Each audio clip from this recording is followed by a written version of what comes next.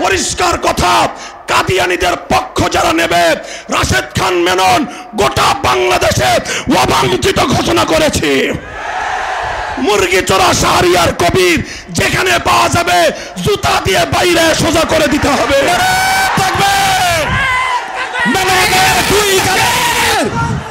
জুতা মারো তালে তালে, শাহরিয়ার কবিরের দুই গালে জুতা মারো তালে তালে।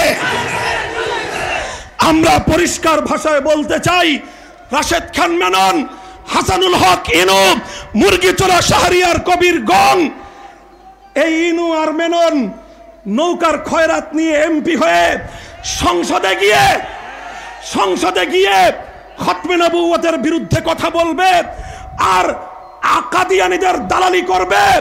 পরিষ্কার বলতে চাই, নাসিমের মুখটা সামলায় রাখেন।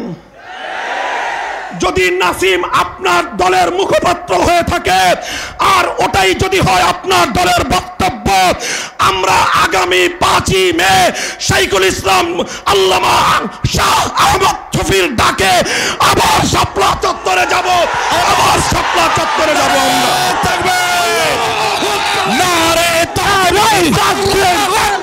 ইসলামের শত্রুরা হুঁশিয়ার সাবধান, হুঁশিয়ার সাবধান।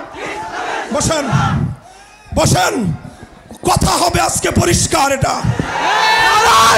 আল্লামা আহমদ শফির দেশে কাদিয়ানীদের দালালি করে সংসদ ভবনে কাউকে থাকতে দেওয়া হবে না।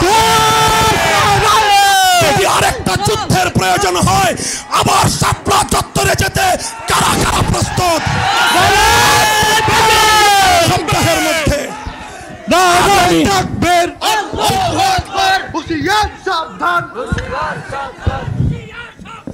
আগামী 1 সপ্তাহের মধ্যে টঙ্গীর পবিত্র ইজতেমার মাঠ যাদের রক্ত দিয়ে ধুয়ে পরিষ্কার করা হয়েছিল, আল্লামা আহমদ শফির নেতৃত্বে হযরত মাওলানা জুবায়ের সাহেব, যিনি এই কাকরাইলের কাকরাইলের যে ওয়াকফ প্রশাসন অনুমোদিত কমিটি মুতাওয়াল্লির কাছে হস্তান্তর করতে হবে। আমরা ধৈর্য ধরেছি, আরো ধৈর্য ধরতে চাই, কিন্তু যদি আল্লামা আহমদ শফি, জুনায়েদ বাবু নগরী যদি আমাদেরকে আগামী জুমা ইজতেমার ময়দানে গিয়ে আদায় করতে বলেন, যে কোনো মূল্যে রক্তের বিনিময়ে, রক্তের সাগর পাড়ি দিয়ে সেই জুমা কামিয়াব করতে নাসরুম মিনাল্লাহি ওয়া ফাতহুন করিব।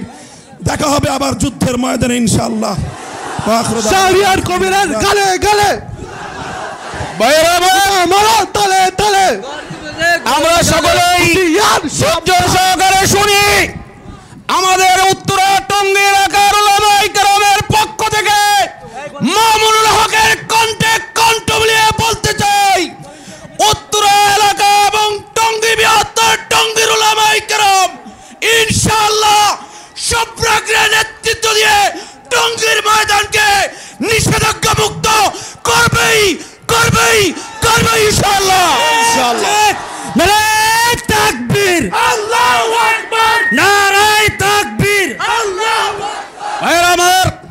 আমাদের বৃহত্তর উত্তরা টঙ্গী গাজীপুরের উলামায়ে কেরাম এখানে স্টেজে আছেন।